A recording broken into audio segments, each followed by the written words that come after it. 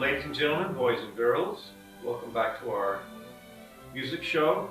Curiosity or whatever brings you here. Maybe you're bored, nothing else better to do but to turn on the boob tube and see what's going on. So we're talking about music today. As usual, we're playing a little bit.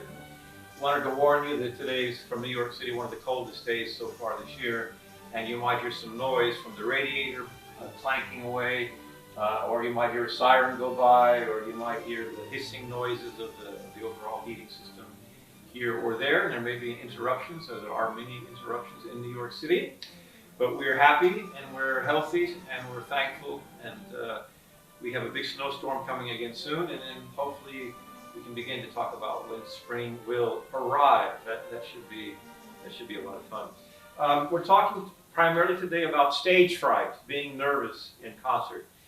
And in a way, it's very important because, well, when one practices many hours a day, one should eventually share their talents and the result of their hard work with an audience, whether it's one or two people or a large amount of people. It's very important that you're comfortable on stage.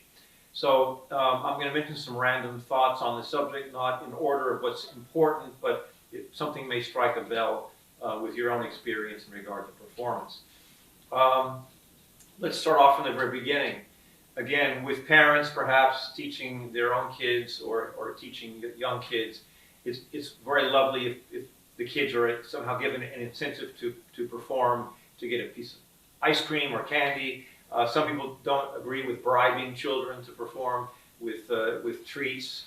On the other hand, if it's a pleasant experience and people are clapping and they're really given a lot of praise, that can be very nice. If they make mistakes or don't play well and the parents are angry or the audience is not appreciative, then that can create a little anxiety. So you have to be careful with the habits of developing a reaction to performing well or not performing well. In fact, you may not even decide to call it a performance. You might want to tell them it's just a sharing or a musical event, or we're going to have a music session.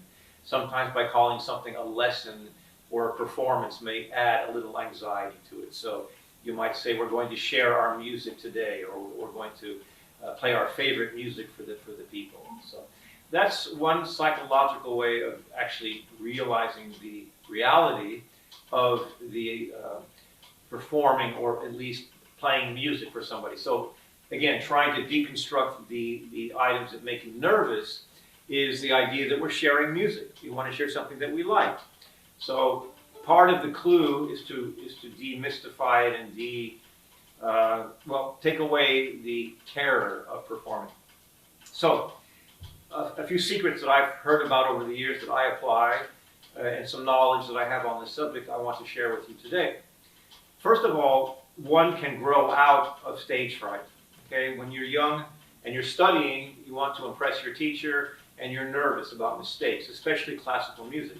Now, most folk musicians and who play bluegrass or Irish music, whatever, they're usually brought up at a young age playing music, and they have a good time. You know, it could be, you know.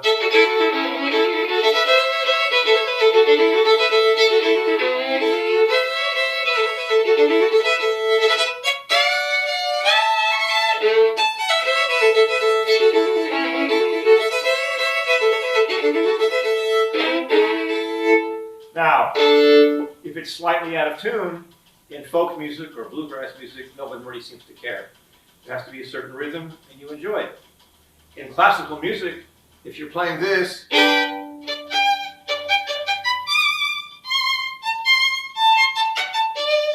there's more of a perfection, and if it's out of tune like this,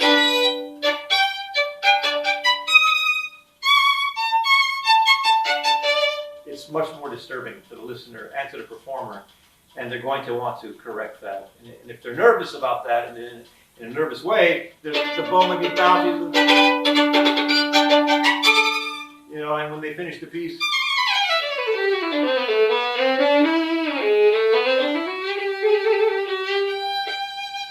the last note may get bouncy or something if they're nervous or if they're tense.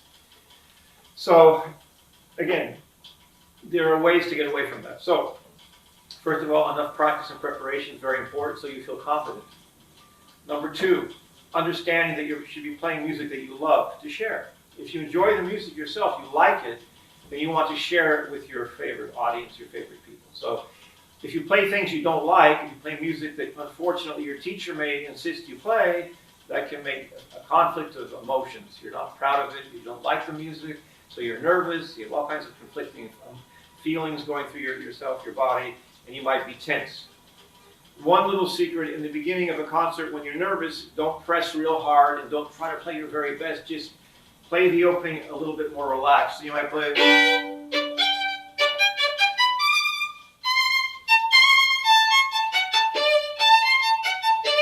Well, later you want to play.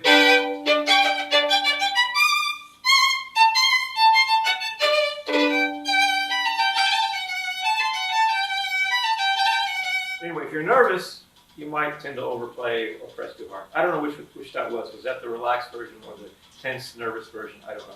It was slightly out of tune. Practice does always help. So a few secrets.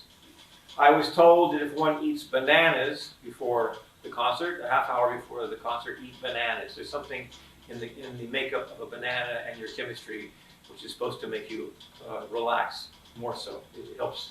I don't know what the technical terms, medical terms are, but bananas have something in them that help you relax.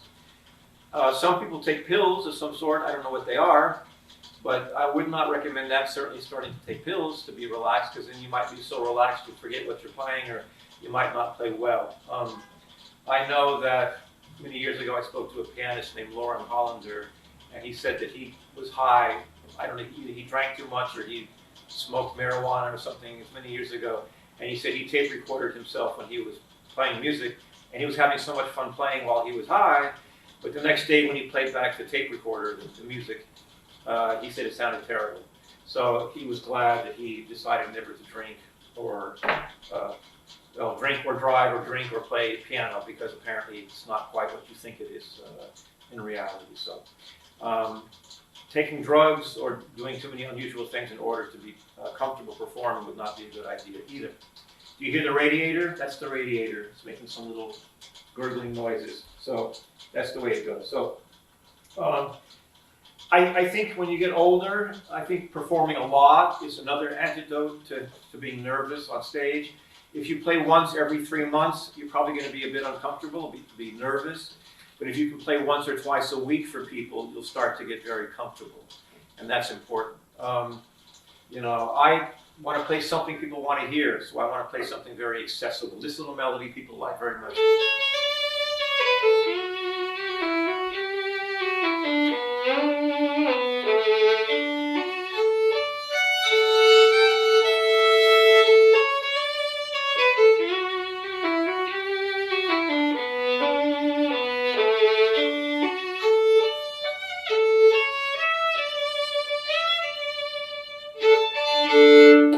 It's just a little melody. I think it's called a Shokin Farewell. But again, if you play something that is easy for you, that you enjoy, that you're comfortable with, you most likely will not be nervous. So you should be proud of what you're playing.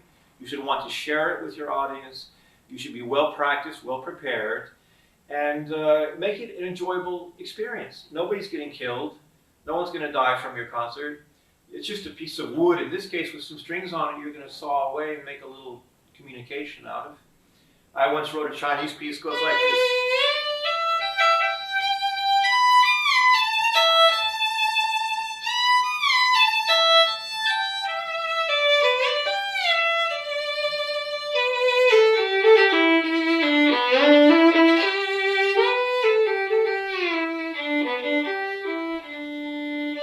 Etc. So if I'm playing for 3 people or 3,000 people or 3 million people on television or something, I wouldn't be nervous necessarily because, well, first of all, I wrote the music, but second of all, I just want to share a little bit of the sound of the Chinese countryside, maybe the erhu. So if you have an objective, what you want to create, if you love the music, there will be no room or no need to be nervous. So again, preparation, practice, lots of concerts. If you know you have 4 or 5 concerts coming up, it's not like you're doing only one where everything depends on one great concert. Your first concert may not be as well as received and not as great as the 3rd or 4th or 5th concert. So if you can try to arrange a number of concerts, I think you'll be less nervous about any one particular. concert, and it's not so dire, you know. When I was young, when I was little, I didn't like to perform. I had a lot of stage fright. I had lots of pressure from my parents and from my teachers, and so you know, it was really kind of always a traumatic thing to play perfectly. I used to be very happy when it was going to be a snowstorm or the concert would be canceled. I was like, oh, the concert's canceled? Oh, yeah, we'll do it next week. Let's reschedule. No, the concert's not canceled. Or I was many times happy when the audience was very small, when only like 8 or 10 people would show up. I was inside my heart very relieved because I always had this imagination of a huge audience, etc.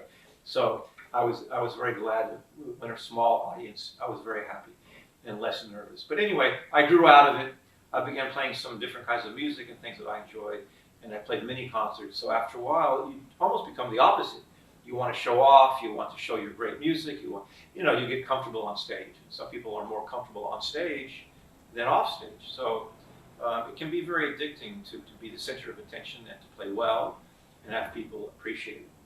But in regard to children, make sure your kids know that you love them regardless of how well they play, and that you enjoy what they can do, you enjoy their talent. And perfection is not really the ultimate goal. I think being able to play music beautifully. I know some players who play perfectly, excellent technique, but nobody wants to hear them play. There's just something not very charming or interesting about their expression. Everyone will find their own personal music that they love, and everyone will be able to express it, to extend their communication to the audience, and they'll find the right audience that appreciates them. So I wish you luck, practice well, and don't give up. And don't be discouraged if you're nervous. You will grow out of it. Arrange 2 or 3 concerts, so after a while it'll become like eating some spaghetti or tying your shoe or something like that. Or, well, feeding the goldfish. No. I don't know. Whatever it is, you will enjoy playing music for people. Like, I'd like to play you something right now. I'm not nervous, but I can't think of what to play. So.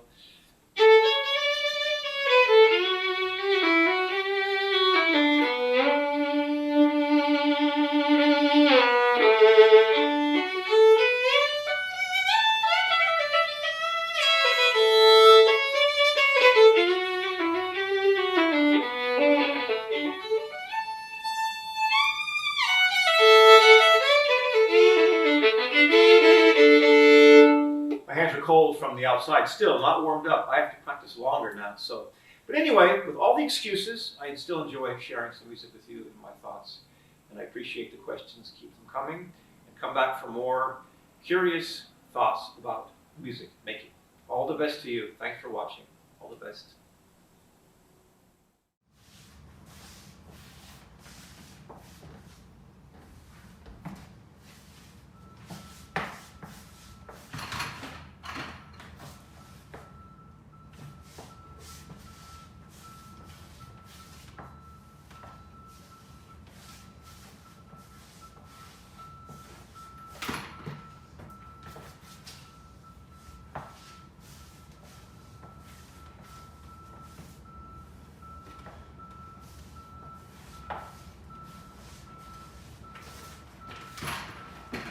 Okay, that's enough.